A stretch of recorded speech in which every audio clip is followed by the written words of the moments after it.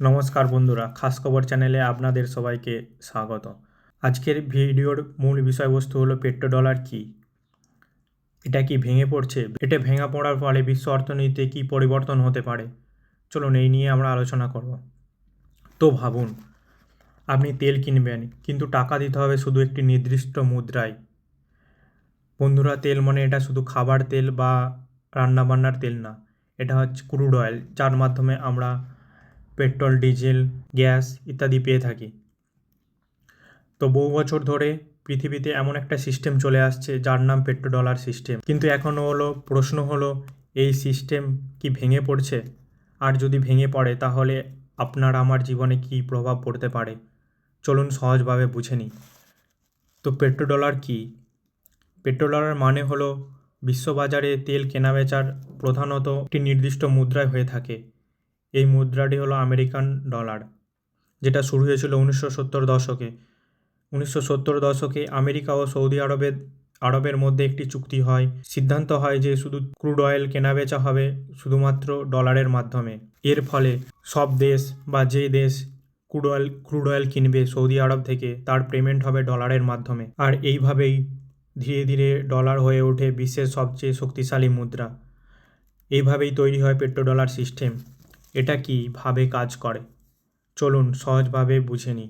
India বা যে কোনো দেশ যদি ক্রুড অয়েল কিনতে চায় কোনো দেশ থেকে, তাহলে তাকে আগে ডলার কিনতে হবে বা ডলার জোগাড় করতে হবে। তারপর সেই ডলার দিয়ে তেল কিনতে হবে। আবার যে দেশ সেই তেল বিক্রি করলো বা যারা ওই ডলারটা নিল, তেলটা বিক্রি করার পর তাদের কাছে আসলো, ওই ডলারটা দিয়ে তারা কি করবে, তারা আবার ওই ডলারটা দিয়ে আমেরিকার ব্যাংকে ইনভেস্ট করবে বা আমেরিকার বন্ড কিনে বিনিয়োগ করবে সেখানেতে। তো এইভাবে যে ডলারের সাইকেলটা চলতে থাকে, একেই পেট্রোডলার সিস্টেম বলা হয়।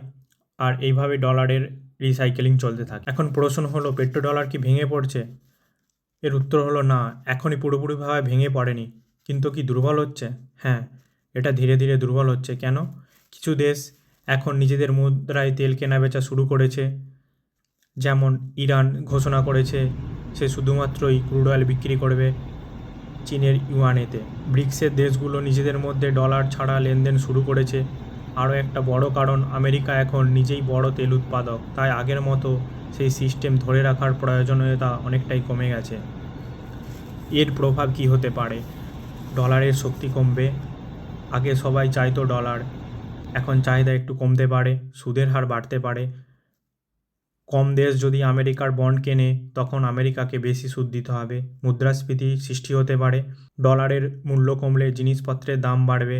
চতুর্থত, বিশ্ব অর্থনীতি অস্থিরতা সৃষ্টি হতে পারে, কারণ ডলার এখনও পর্যন্ত প্রধান রিজার্ভ কারেন্সি হিসাবে গণ্য করা হয়। কারা লাভবান হতে পারে এর ফলে?